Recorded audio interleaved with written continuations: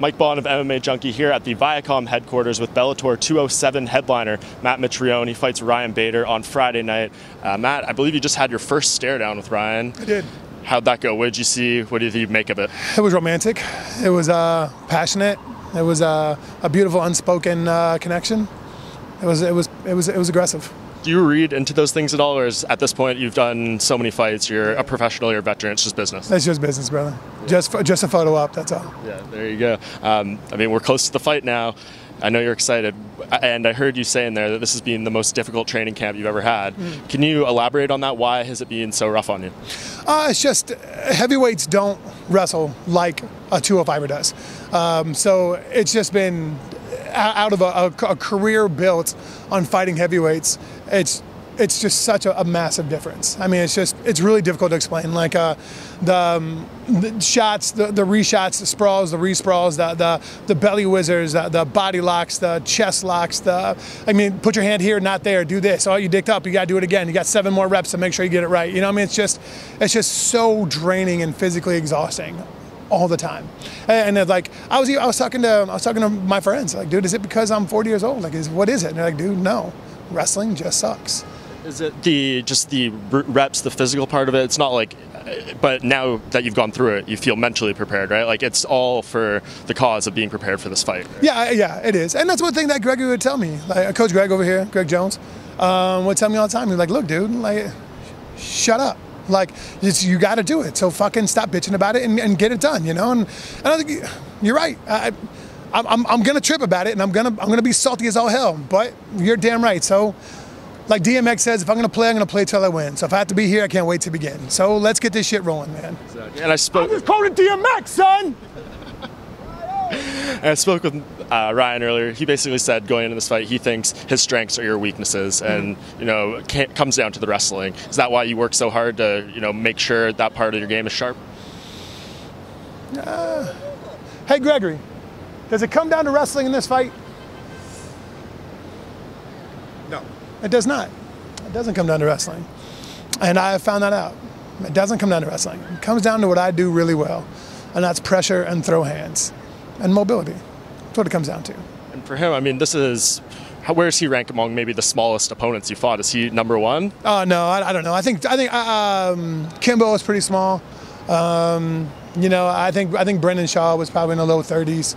Can't remember. So I mean, I fought people his size. I have no idea how much he's going to come in at. I think he said low 30s. I was going to guess probably high 20s.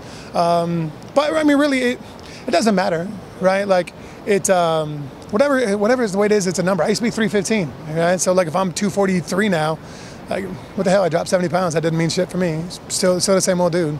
And you look lean. Is that just because of the intensity of this training camp? It was, and like I get my nutritional protocols from a really intelligent fella, and we kind of go across those boards, and we make sure that I have a loose protocol to follow.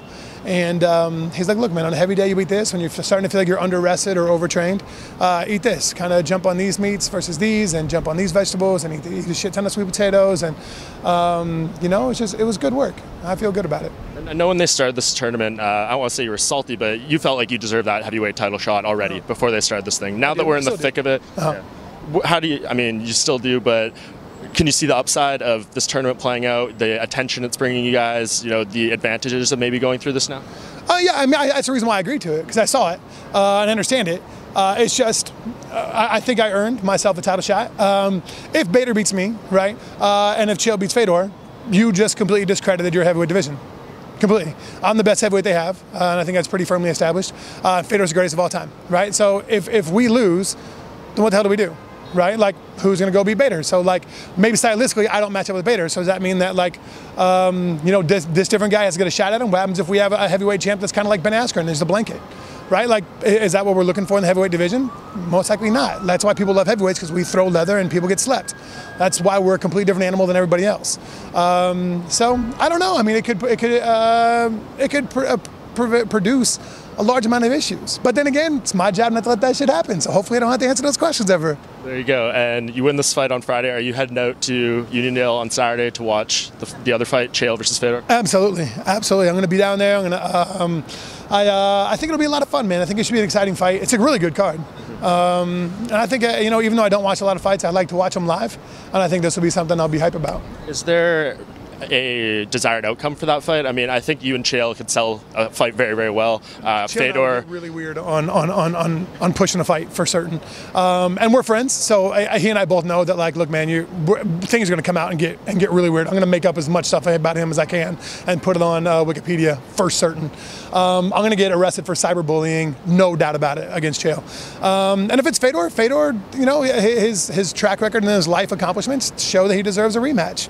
So it is what it is, brother. I mean, I don't care. I respect both of them a tremendous amount. I like both of them a lot. It's just whatever, brother. Well, first it all goes down Friday night. Matt Mitrione, Ryan Bader, Bellator 207. Tune in.